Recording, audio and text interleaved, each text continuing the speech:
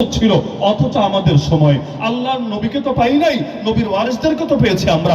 আমাদের চোখের সামনে নবীর ওয়ারিসদেরকে শহীদ করা হয়, আমাদের চোখের সামনে নবীর ওয়ারিসদেরকে রিমান্ডে নেওয়া হয়, আমাদের চোখের সামনে নবীর ওয়ারিসদেরকে বছরের পর বছর কারাগারে ফেলে রাখা হয়, আমাদের চোখের সামনে এভাবে বিভিন্ন সময় তাদের সাথে বেয়াদবি করা হয়। অথচ আমরা এমন ভাবে তাকিয়ে থাকি যেন আমাদের করার কিছু নাই, এমন ভাবে তামাশা দেখতে থাকি যেন আমাদের প্রতিবাদ করার কোনো গরজ নাই। অথচ এই দেশে যেই পরিমাণ মুসলমান আছে, যখন নবীর ওয়ারিসদের উপর আঘাত আসে সবাই মিলে যদি একসঙ্গে প্রতিবাদ করত, কোন সরকারের ক্ষমতা ছিল না আলেমদের উপরে জুলুম করত।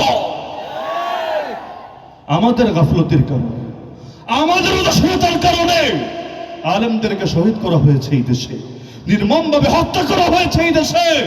কিয়ামতের দিন শুধুই জালেমরাই জবাব দিবেন আল্লাহর কাছে, আমাদের মতো অকর্মণ্যদেরকেও আল্লাহর আদালতে জবাব দিতে হবে। এত সহজ ভাইবেন না। ওই মসজিদে আকসা রক্ষার দায়িত্ব যেমনি ভাবে শুধু ফিলিস্তিনের লোকদের না, ওই দায়িত্ব পৃথিবীর প্রতিটা মুসলমানের। একইভাবে আলেমদেরকে হেফাজত করা এবং তাদের জন্য প্রয়োজনে প্রাচীর হয়ে যাওয়ার দায়িত্ব শুধুমাত্র একজন দুজনের না, অথবা শুধুমাত্র হুজুর গোষ্ঠীর না, বরং এই দায়িত্ব যারাই নবীরে মহব্বত করে প্রত্যেকের। কারণ নবীর ওয়ারিসকেই যদি মহব্বত করতে না পারেন, করবেনটা কি জীবনে? এজন্য আল্লাহ কোরআনে ডেকে ডেকে বলেছে, ইয়া আইয়ুহাল্লাযীনা আমানু কুনু আনসারাল্লাহ, হে ঈমানদাররা আল্লাহ সাহায্যকারী হয়ে যাও। ইতিহাস পড়ে দেখেন, এমনও হয়েছিল ওই সাহাবীদের যুগে কিছু আলেমকে জেলে ভরেছে, জনগণ জেলখানা ভেঙে গড়িয়ে দিয়ে আলেমদেরকে উদ্ধার করে এনেছে। ইতিহাস সাক্ষী। ইয়াজিদের জামানায় ঘটেছে, ইয়াজিদের জামানায় আলেমদেরকে জেল ভেঙে বের করে এনেছে। আর এখন অথচ জেল টেল ভাঙা লাগে না। খালি যদি এই দেশে যে পরিমাণ মুসলমান আছে, অন্তত 10 কোটি মুসলমান নাই? আরে ভাই, বহুত বেশি আছে। মোট নাগরিক যদি 18 কোটিও ধরি, এর মধ্যে 88% যদি মুসলমান ধরি, তাহলে তো সংখ্যা 10 কোটি কেন, আরো বহু বেশি। তাও কমায় ধরলাম, 10 কোটি ধরলাম। এই 10 কোটির ভিতরে অন্তত, বেশি লাগবে না, অন্তত 10 লাখ, বেশি না, 10 কোটির ভিতরে মাত্র 10 লাখ, 1 কোটিও বলি নাই, খালি যদি ঢাকার রাস্তায় নামতো আর নেমে বলতো দুইটার যে কোনো একটা, হয়তো আমাদের কলিজার টুকরা আলেমদেরকে আমাদের বুকে ফিরাইয়া দিবা, না হলে আমাদেরকেও তাদের কাছে নিয়ে যাবা, অন্য কিছু না। হয়তো মাথা ছাড়া দেহ ভালো থাকতে পারে না, দেহ টিকতেই পারে না। আমাদের মাথার তাজগুলোকে কারাগারে রেখে আমরা সুখে দিন কাটাতে পারি না। হয়তো তাদেরকে আমাদের বুকে ফিরায় দিবা, না হলে তোমাদের জেলে কত জায়গা আছে আমরা দেখতে চাই, তোমাদের বন্দুকে কত বুলেট আছে আমরা গুনতে চাই। হয়তো তাদেরকে ফিরায় দাও, না হলে আমাদেরকে তাদের কাছে নিয়ে নাও। আপনার কি ধারণা, এভাবে 10 লাখ লোক যদি এক দফা এক দাবি নিয়ে নামতো এবং তারা যদি প্রাচীরের মতো অটল থাকতে পারতো, 1 দিন লাগুক আর 10 দিন লাগুক, তারা যদি লাগাতার এই আন্দোলন চালিয়ে যেতে পারতো, কোন সরকারের ক্ষমতা ছিল না আলেমদেরকে এই দেশে জেলে ভরে রাখবে। কিন্তু আমরা ভেবেছি, আরে ওই হুজুর কি আমার দলের, ওই হুজুর কি আমার মতের, ওই হুজুরের জন্য আমি কথা বললে আমারও যদি ট্যাগ দিয়ে দেয় তার দলের বলে, নাউযুবিল্লাহি মিন যালিক। কিয়ামতের দিন কি জবাব দিবেন আল্লাহর কাছে, মানসিকভাবে রেডি হতে থাকেন। তাহলে প্রথম ইসলামী শাসন ব্যবস্থা পতন হয়েছে যেই কারণে, ভাই রোগ যতদিন থাকবে, ওই অনেক রোগের ক্ষেত্রে ডাক্তাররা বলে দেয় এটার আসল ওষুধ হলো আপনাকে সচেতন থাকতে হবে।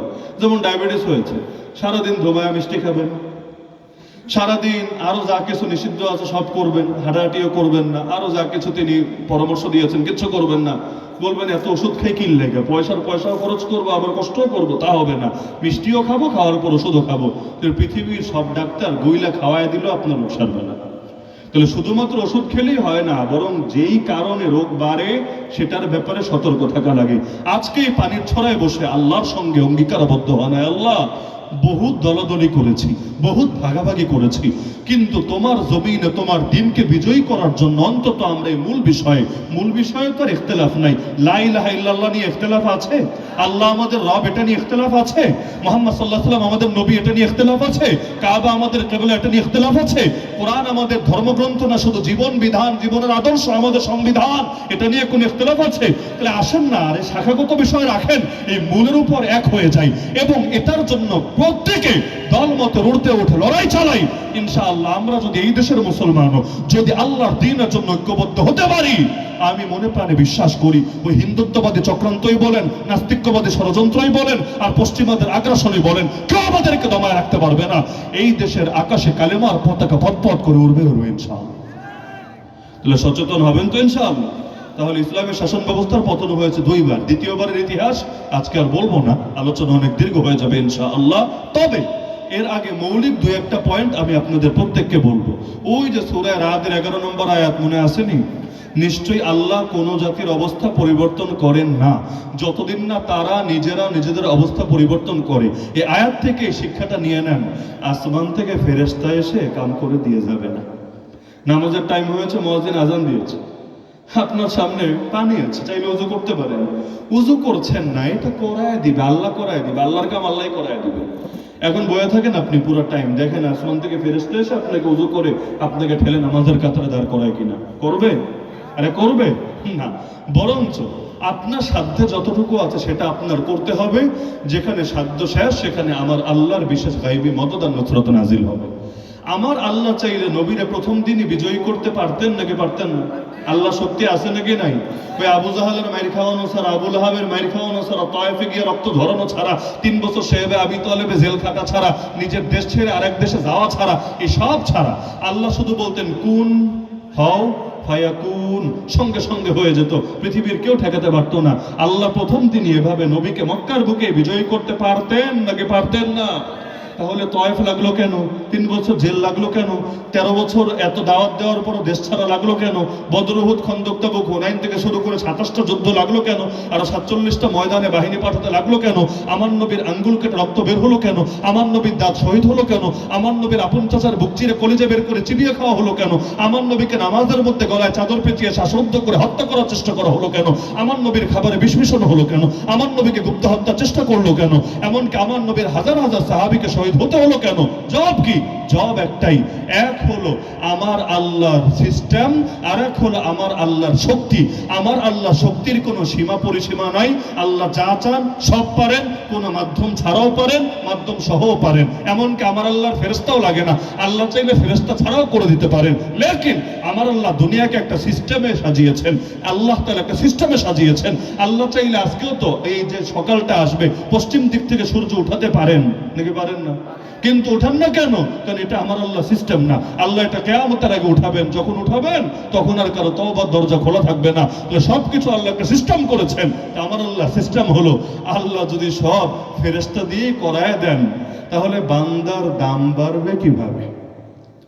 কিয়ামতের দিন আল্লাহর কাছে ওসিলা হিসাবে উপস্থাপন নিজেরে করবে কিভাবে?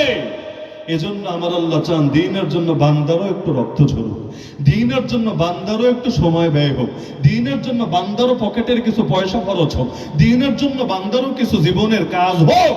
কিয়ামতের দিন যাতে এগুলোই তার নাজাতের জরিয়া হতে পারে। এজন্য যেই রক্ত ঝরে আল্লাহর পথে এটা লস না, যেই পয়সা ব্যয় হয় আল্লাহর পথে এটা লস না, যেই সময় কাটে আল্লাহর পথে এটা লস না, বরং এগুলোই তো ভাই নাজাতের ওসিলা। না হলে কি বলবেন আল্লাহর কাছে গিয়া, আল্লাহ ডেইলি 3 বেলা পোলাও কোরমা খেয়েছি, এ ওসিলা আমারে মাফ করে দাও। আল্লাহ হাজার হাজার টাকা দামের জামা গায়ে দিয়েছি, এ ওসিলা মাফ করে দাও। আল্লাহ বউরে অনেক সোনা গয়না কিনে দিয়েছি, ওসিলা মাফ করে দাও। এগুলো কি বলবেন নাকি আল্লাহরে? আল্লাহরে বলবেন, আল্লাহ তোমার জন্য আমি রাতের ঘুম কোরবান করে জায়নামাজে দাঁড়িয়ে গিয়েছি। আয় আল্লাহ, তোমার দ্বীনের জন্য যখন ডাক এসেছে আমার প্রয়োজন ছিল, তারপরও আমি পকেটের পয়সা ঢেলে দিয়েছি। আয় আল্লাহ, তোমার দ্বীনের জন্য যখন প্রয়োজন হয়েছে আমি দ্বিধা করি নাই। আমার বুকের তাজা রক্ত, আমার বুকের তাজা রক্ত তোমার দ্বীনের জন্য আমি উৎসর্গ করেছি। এগুলোই তো হবে আখিরাতের নাজাতের জরিয়া ইনশাআল্লাহ। তা আপনারাও আখিরাতের প্রস্তুতি নিতে রাজি আছেন তো ইনশাআল্লাহ? জীবন কয়টা? নাকি পানির ছড়ার মানুষদের জীবন বেশি? জীবন কয়টা? সুযোগ কয়টা? এই জীবনটা আল্লাহর কাছে বিক্রি করে দেওয়া যায় না। বলবেন আল্লাহকে কিনতে চেয়েছে নাকি? না চেয়েছে। আমার আল্লাহ কোরআনে আয়াত দিয়ে দিয়েছেন। আয়াত আল্লাহ মুমিনের দুইটা জিনিস কিনতে চায়, একটা হলো মুমিনের জান আর একটা হলো মুমিনের মাল। দিয়েছেন আল্লাহ, চাইলে এমনি নিতে পারেন, দাম দেওয়া লাগে না। আল্লাহ ডাক দিলে কে পারবে জান ধরে রাখতে? আল্লাহ ডাক দিলে কে পারবে মাল ধরে রাখতে? কিন্তু আল্লাহ বলেছে, না বান্দা, আমি পয়সা দিয়ে কিনতে চাই, সেই মূল্যের নাম হলো জান্নাত। আমি তোরে জান্নাত বুঝায় দিব, বিনিময়ে তোর থেকে জান আর মাল কিনে নিব। তুই আমারে জান দে, আমি তোরে জান্নাত দিব। তুই আমারে মাল দে, আমি তোরে জান্নাত দিব। আল্লাহরে জান দিতে রেডি আছেন তো ইনশাআল্লাহ? আল্লাহরে মাল দিতে রেডি আছেন তো ইনশাআল্লাহ? আল্লাহর জন্য যদি শহীদ হতে পারেন, রক্তের প্রথম ফোঁটা মাটিতে গড়িয়ে পড়ার আগে আল্লাহ আপনারে মাফ করে দেবেন ইনশাআল্লাহ। এজন্য এই যে মে মাসে 9 মে, এখন থেকে 4 দিন আগে 5 মে 2013, 5 মেতে আবার আমার দুইটা স্মৃতি আছে, এক হলো 2013 আর এক হলো 2021। 2021-এর 5 মে ওই নরেন্দ্র মোদী বিরোধী আন্দোলনের পর আলেমদের যখন গণগ্রেফতারি করে, আমারও ধরে নিয়ে গিয়েছিল, 1 বছর রেখেছে। আর 2013 সালের 5 মে ওইটা মনে পড়ে এই কারণে, ওই দিন আল্লাহর কাছে খুব দোয়া করেছিলাম, পরিবার থেকে বিদায়ও নিয়েছিলাম, আল্লাহ যাতে ভাইদের সঙ্গে শহীদ হিসাবে কবুল করে। চোখের সামনে কত মানুষ মরে গেল, যদিও হাসিনা দাঁড়িয়ে বলেছিল কেউ মরে নাই, রং মেখে শুয়েছিল, কিন্তু শহীদদের লাশগুলো দেখেছি তো চোখের সামনে। শহীদদের লাশ দেখার পরে মানসিক অবস্থা ঠিক থাকে না। এখানে মানসিক অবস্থা একরকম, কিন্তু যখন রাস্তায় নামবেন আর চোখের সামনে শহীদের লাশ দেখবেন, মাথা ঠিক থাকে না, ভেতরের হালত অন্যরকম হয়ে যায়। আল্লাহর কাছে দোয়া করেছিলাম, আল্লাহ আমারও শহীদ হিসেবে কবুল করো। আল্লাহ ওই দিন কবুল করেন না, এরপর চিন্তা করছিলাম আল্লাহর কাছে দোয়া করলাম, আল্লাহ কবুল করলেন না। হয়তো আল্লাহ তাআলা ভেবেছেন যে আরো কিছু কাজ করাবেন তার দ্বীনের, এরপর হয়তো তার আহ্বানে সাড়া দিবেন। এখনো আমার জীবনে কোনো দোয়া যদি সবচেয়ে বেশি করে থাকি, ওইটা মনে হয় এই দোয়াই। নিয়মিত আল্লাহরে বলি, আল্লাহ জীবনটা একটা, এটারে কিনা নিয়েন, ফিরাইয়া দিয়েন না। কারণ ফিরাইয়া দেওয়া তো ভালো আলামত না, পচা মাল লোকে কেনে না। যেই মালের একটু কোয়ালিটি খারাপ থাকে, ওইটা সকালে না কিনলে বিকালে অন্তত কিনে, সন্ধ্যায় অন্তত কিনে, কম দামে হলে অন্তত কিনে। তো পচা জিনিস মাগনা দিলেও লোকে নিতে চায় না। তা আমার যদি প্রাণের দাম থাকে, আল্লাহ কেন কবুল করবেন না? আগে না করলেও পরে করবেন ইনশাআল্লাহ। তো সুতরাং আল্লাহর দেওয়া জীবন আল্লাহর কাছে বিক্রি করতে আসেন, রেডি থাকি। আমি এখনো বিশ্বাস করি যেদিন সমস্ত মুসলমান মরার জন্য এক হয়ে যাবে ইনশাআল্লাহ, সেদিন ইসলামের বিজয় এই জমিনে পূর্ণাঙ্গভাবে হয়ে যাবে। মরার জন্য এক হলে মরা লাগবে না, আল্লাহ সবাইরই একসঙ্গে বাঁচার তৌফিক দিয়ে দিবে। আর সবাই বাঁচার জন্য এক হলে কেউই বাঁচতে পারবেন না, ধাপে ধাপে ধাপে ধাপে সবাইরই মরা লাগবে। সুতরাং আসেন, মরণ তো একবারই, ওই শিয়ালের মতো মরে লাভ নাই, একবার যদি মরি সিংহের মতোই মরবো ইনশাআল্লাহ। আল্লাহ আমাদের সবাইকে সেই তৌফিক দান করুন। তো যে আলোচনাগুলো হলো, যদি আলোচনা শেষ করতে পারি নাই, পয়েন্ট